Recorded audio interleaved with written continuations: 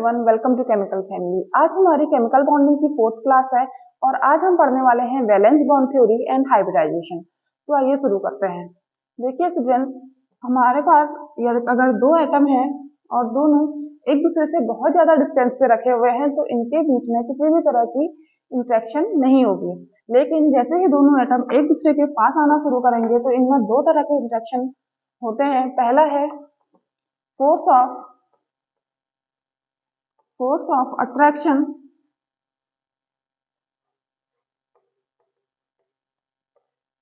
between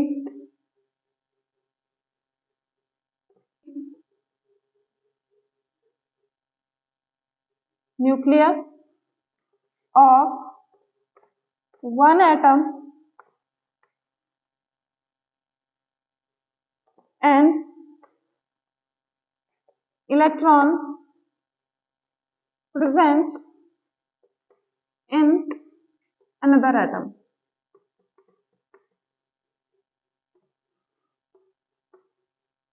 ठीक है, और फोर्स ऑफ अट्रैक्शन की वजह से हमेशा जो एनर्जी है वो डिक्रीज करती है। और दूसरा है हमारा फोर्स ऑफ रिपल्सन बिटवीन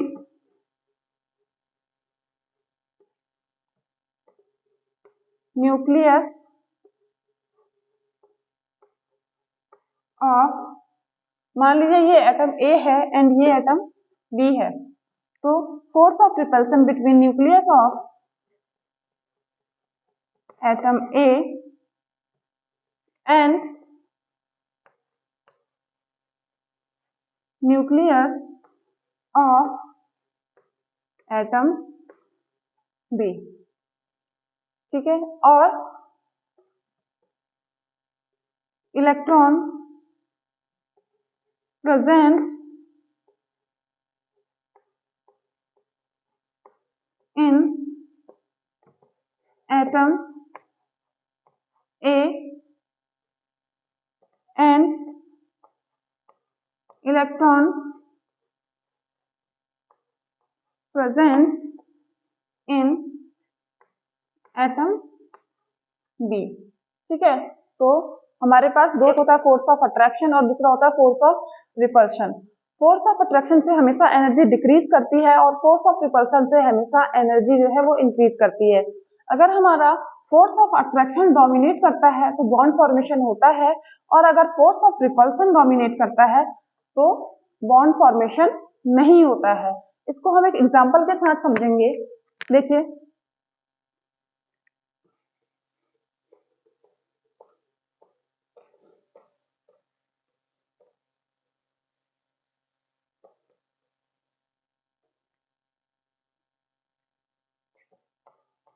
ये हमारा हाइड्रोजन एटम का न्यूक्लियस है और ये इस पर प्रेजेंट इलेक्ट्रॉन है। मान लीजिए हम इस एटम को Ha नाम दे रहे हैं, है हाइड्रोजन ही, हम सिर्फ Ha नाम दे रहे हैं डिफ्रेंशिएट करने के लिए। और एक दूसरा हाइड्रोजन एटम है, ये हाइड्रोजन एटम का न्यूक्लियस है और ये इसमें प्रेजेंट इलेक्ट्रॉन है, इसे हम Hb नाम दे रहे हैं। तो इसमें कितनी तरह के फोर्स लगेंगे? देखिए, पहला फोर्स ऑफ रिपल्सन लगेगा Ha और Hb के न्यूक्लियस के बीच में। दूसरा फोर्स ऑफ रिपल्सन लगेगा Ha एंड Hb के इलेक्ट्रॉन्स के बीच में। तो कितने फोर्स ऑफ रिपल्सन है यहाँ पे? 2। Force of repulsion equal to 2।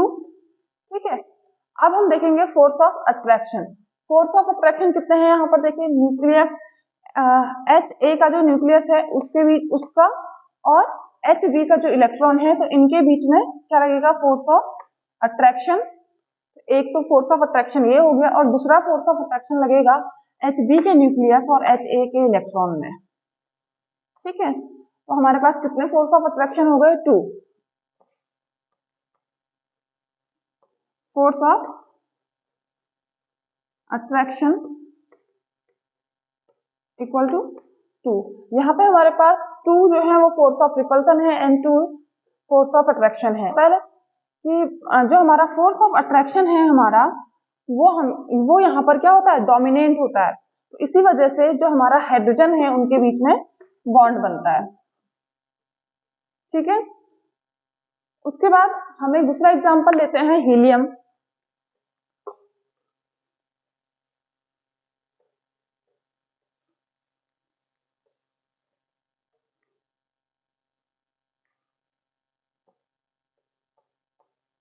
ये हीलियम का न्यूक्लियस है, ठीक है, और इसमें इसके आउटर मोस्ट में 2 इलेक्ट्रॉन प्रेजेंट है।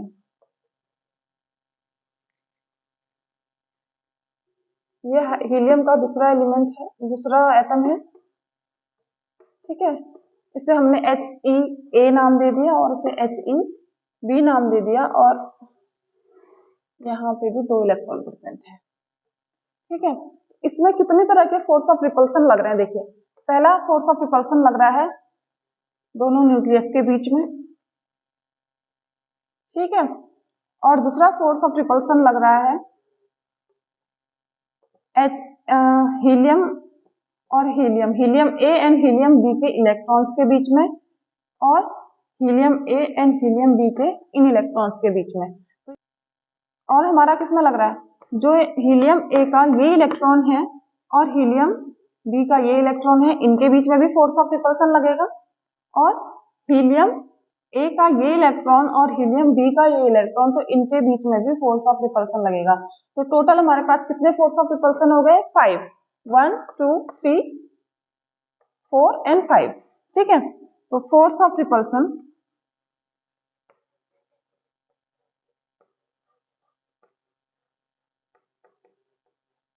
इक्वल टू 5, ठीक है। अब फोर्स ऑफ अट्रैक्शन काउंट करेंगे। फोर्स ऑफ अट्रैक्शन कहाँ कहाँ लगेगा, देखिए।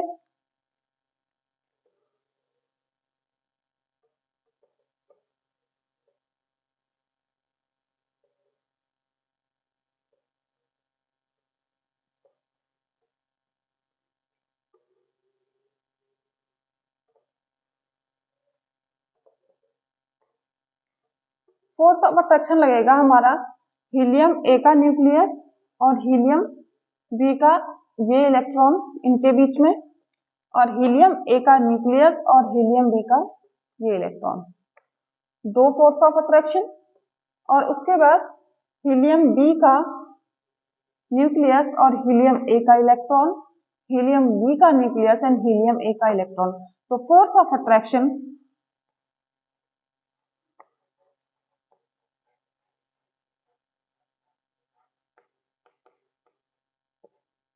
Equal to force of attraction equal to 4। तो यहाँ पे जो फोर्स ऑफ रिपल्सन है वो ज्यादा है फोर्स ऑफ अट्रैक्शन से, इसीलिए हीलियम और हीलियम के बीच में कोई भी बॉन्ड नहीं बनता है। आई होप आपको इतना समझ में आया होगा।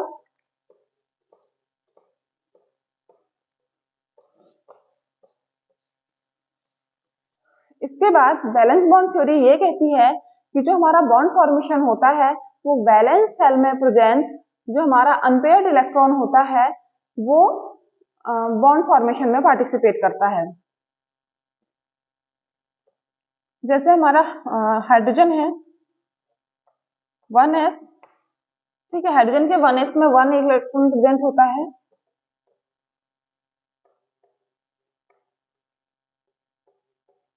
तो यहाँ पे हाइड्रोजन के आउटर मोस्ट ऑर्बिटल में एक अनपेयर्ड इलेक्ट्रॉन है, तो इनके बीच में क्या होगा, बॉन्ड फॉर्मेशन होगा। इसीलिए हाइड्रोजन और हाइड्रोजन के बीच में क्या होता है, बॉन्ड होता है।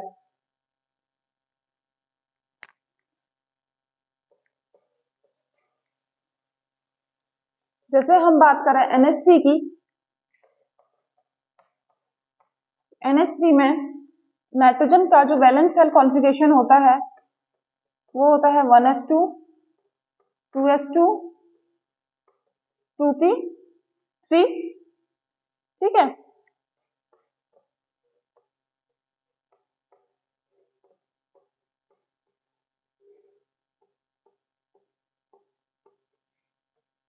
इसके वैलेंस शेल में 3 अनपेयर्ड इलेक्ट्रॉन है और ये 3 अनपेयर्ड इलेक्ट्रॉन 3 हाइड्रोजन के इलेक्ट्रॉन से कंबाइंड होके बॉन्ड फॉर्मेशन करते हैं। ये हो गई हमारी वैलेंस बॉन्ड थ्योरी की बात। लेकिन अगर वैलेंस बॉन्ड थ्योरी हमारी सही है तो इसके अकॉर्डिंग हमारे CH4 का फॉर्मेशन तो होना ही नहीं चाहिए। क्यों? क्योंकि जो कार्बन है उसके आउटर मोस्ट में 2 एम्पेयर्ड इलेक्ट्रॉन होता है। ठीक है, देखिए जो हमारा कार्बन है, कार्बन का जो इलेक्ट्रॉनिक कॉन्फ़िगरेशन होता है 1s2 2s2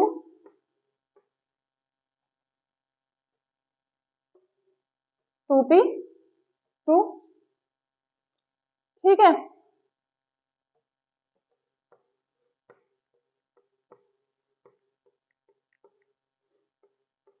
तो कार्बन के आउटर मोस्ट ऑर्बिटल में या वैलेंस शेल में सिर्फ 2 ही अनपेयर्ड इलेक्ट्रॉन होते हैं। तो यहाँ पे CH4 नहीं बनना चाहिए था, CH2 बनना चाहिए था और यहाँ पे 2 ही बॉन्ड का फॉर्मेशन होना चाहिए था। तो वैलेंस बॉन्ड थ्योरी इस बात को जो है वो एक्सप्लेन नहीं कर पाई थी कि यहाँ पर CH4 क्यों बनता है, CH2 क्यों नहीं बनता। इस बात को प्रूफ करने के लिए हमारी आई थी हाइब्रिडाइजेशन। और हाइब्रिडाइजेशन एक थ्योरेटिकल कॉन्सेप्ट है, इसका कोई भी एक्सपेरिमेंटल प्रूफ हमारे पास नहीं है। तो क्या कहता है हाइब्रिडाइजेशन? हाइब्रिडाइजेशन कहता है, हाइब्रिडाइजेशन के अकॉर्डिंग जो इसके 2s में प्रेजेंट इलेक्ट्रॉन है, जो ये पेयर्ड इलेक्ट्रॉन है, ये एक्साइट होके इसके 2p के ऑर्बिटल में चले जाता है और उसके बाद तब जाके होती है हमारी हाइड्रोजन के साथ बॉन्डिंग और हमारा होता है CH4 का फॉर्मेशन।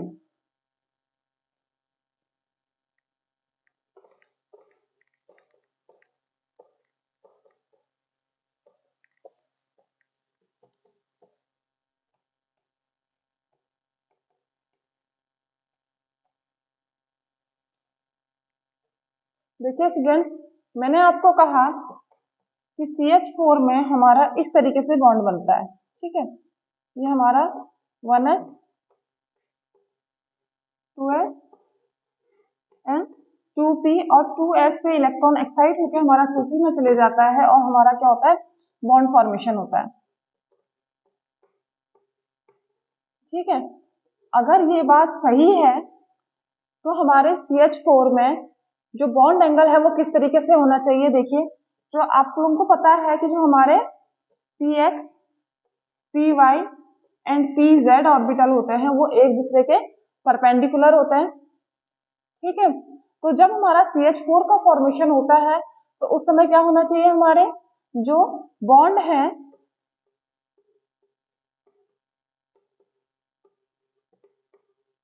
CH4 में कार्बन और हाइड्रोजन के बीच में जो बॉन्ड बनता है उसमें तीन बॉन्ड हमारे 90 डिग्री पे होने चाहिए। ठीक है, और एक बॉन्ड बिल्कुल अलग से होना चाहिए जो कि 2s के साथ जो हाइड्रोजन बॉन्ड बनाता है उसका होना चाहिए। ठीक है, लेकिन ऐसा नहीं होता है। जो CH4 है उसमें सारे के सारे जो बॉन्ड हैं वो इक्वल एंगल पे होते हैं और इनका जो एंगल होता है वो होता है 109.4 डिग्री।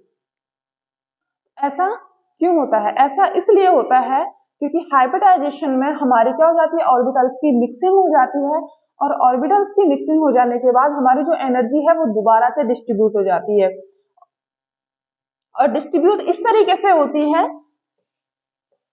कि जो सारे के सारे ऑर्बिटल्स हैं उनके पास क्या जाए, सेम एनर्जी पहुंच जाए।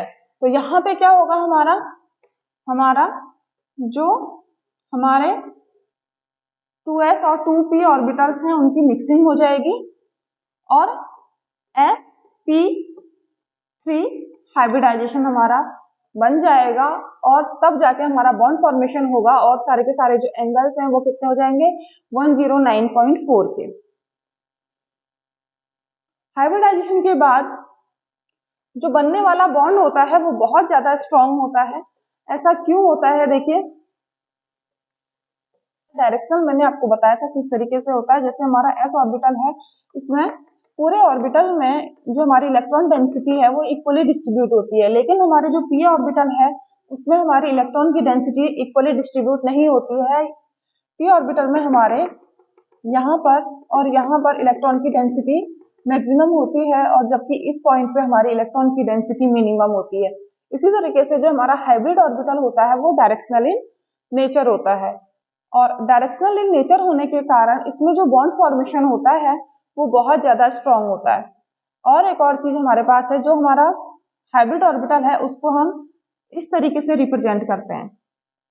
इस तरीके से क्यों रिप्रेजेंट करते हैं, देखिए ये हमारा पी ऑर्बिटल है और ये हमारा एस ऑर्बिटल है। तो यहाँ पे हमारे पी और एस ऑर्बिटल की ओवरलैपिंग होने के कारण यहाँ पे इलेक्ट्रॉन डेंसिटी बहुत ज्यादा हाई हो जाती है, जिसके कारण हम ये वाला जो हमारा एरिया है इसे हम इस तरीके से डिनोट करते हैं। ठीक है, आई होप आपको समझ में आ रहा होगा। अब यहाँ पर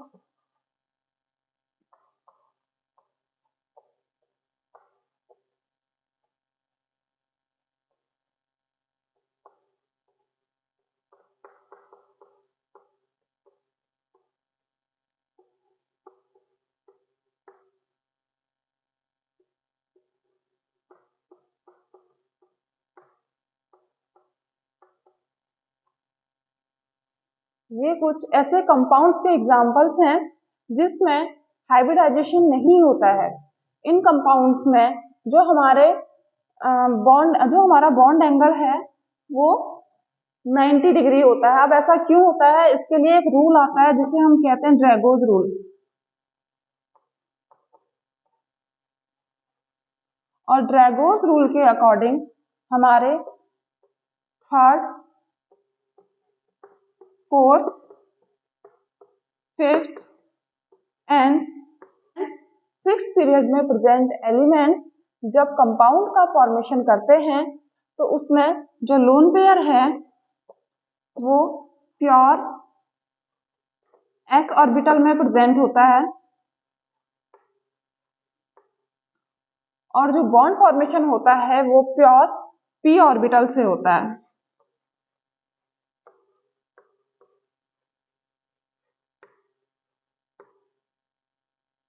लेकिन इसकी एक कंडीशन है कि जो सराउंडिंग एटम्स हैं उनकी इलेक्ट्रोनेगेटिविटी 2.5 से कम होनी चाहिए।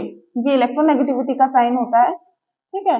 तो उनकी इलेक्ट्रोनेगेटिविटी 2.5 से कम होनी चाहिए, सराउंडिंग एटम्स की इलेक्ट्रोनेगेटिविटी 2.5 से कम होनी चाहिए, तभी हमारा जो इनका एंगल है वो कितना होगा, 90 डिग्री होगा।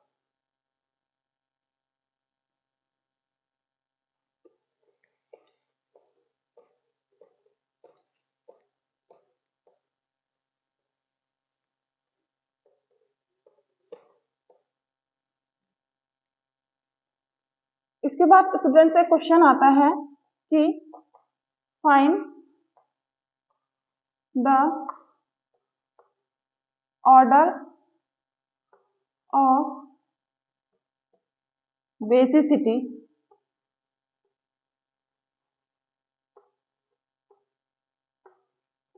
In following compounds.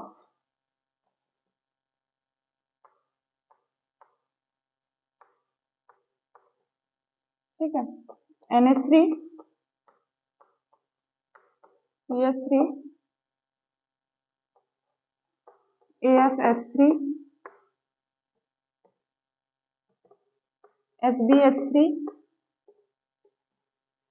BiH3। ठीक है, तो हमें इन कंपाउंड्स के बेसिसिटी का ऑर्डर पता करना है। देखिए स्टूडेंट्स, हम एक चीज कह सकते हैं कि इनमें जो सबसे ज्यादा इलेक्ट्रोनेगेटिव एटम है वो नाइट्रोजन है। इलेक्ट्रोनेगेटिविटी नाइट्रोजन की सबसे ज्यादा है, तो जो भी इलेक्ट्रोनेगेटिव एटम होता है वो क्या करता है, इजीली अपने इलेक्ट्रॉन डोनेट नहीं करता है। तो नाइट्रोजन क्या करेगा, नाइट्रोजन अपने इलेक्ट्रॉन्स को होल्ड करके रखेगा और अपने इलेक्ट्रॉन डोनेट नहीं करेगा। अगर हम इस कॉन्सेप्ट के अकॉर्डिंग जाएं तो इलेक्ट्रोनेगेटिविटी NH3 की सबसे ज्यादा होती है।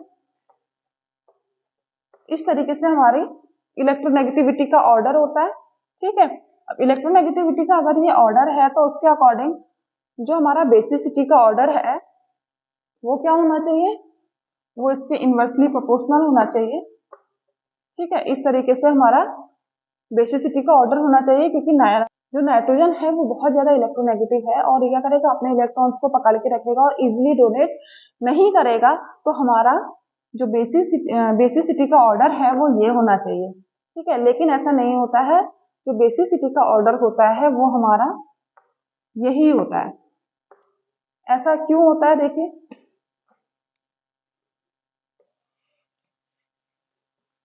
ऐसा हमारा इसलिए होता है कि जो हमारा NH3 है इसमें हाइब्रिडाइजेशन होता है और ये क्या होता है, sp3 होता है इसमें, और बाकी के जो हमारे कंपाउंड्स हैं इनमें लगता है ड्रैगोज रूल, और ड्रैगोज रूल के कारण इसमें जो प्रेजेंट लोन पेयर जो प्रेजेंट होता है वो प्योर s ऑर्बिटल में प्रेजेंट होता है। और प्योर s ऑर्बिटल से इलेक्ट्रॉन्स को निकाल पाना या इलेक्ट्रॉन डोनेट कर पाना मुश्किल होता है, डिफिकल्ट होता है in comparison to sp3 orbital. इसीलिए जो हमारा NH3 है वो अपने इलेक्ट्रॉन्स को इजीली डोनेट कर पाता है, और जो बाकी के बचे हुए कंपाउंड्स हैं वो ड्रैगोज रूल के कारण अपने इलेक्ट्रॉन्स को इजीली डोनेट नहीं करते हैं, क्योंकि उनमें जो इलेक्ट्रॉन्स हैं हमारे लोन पेयर्स हैं वो प्योर s ऑर्बिटल में प्रेजेंट होते हैं।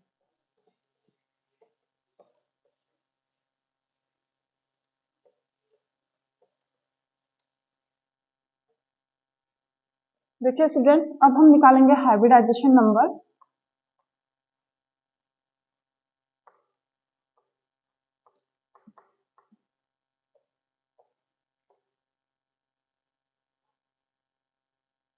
हाइब्रिडाइजेशन नंबर निकालने के लिए हमारे पास जो फॉर्मूला आता है वो होता है half into valence electron of central atom plus monovalent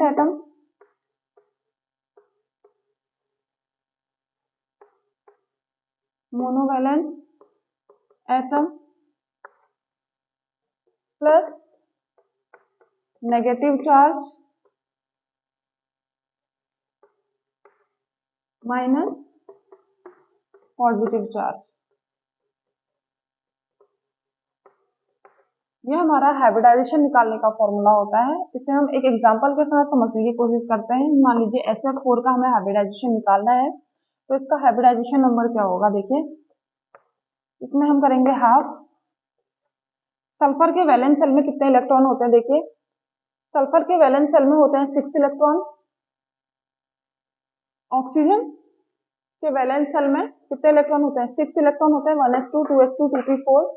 oxygen के वैलेंस सेल में 6 इलेक्ट्रॉन होते हैं और ऑक्सीजन के नीचे ही सल्फर आता है, तो इसके लिए कितने होंगे, 6 इलेक्ट्रॉन सल्फर के वैलेंस सेल में भी होंगे।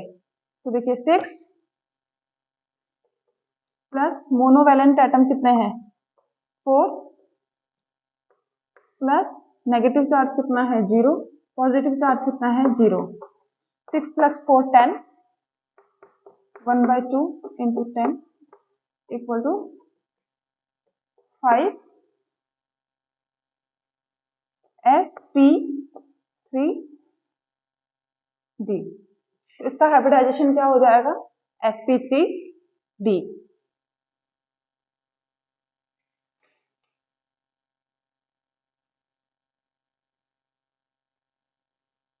आई होप स्टूडेंट्स कि आपको मैं जो भी पढ़ाने की कोशिश आप लोगों को कर रही हूँ आप लोगों को समझ में आ रहा है। Thanks for watching.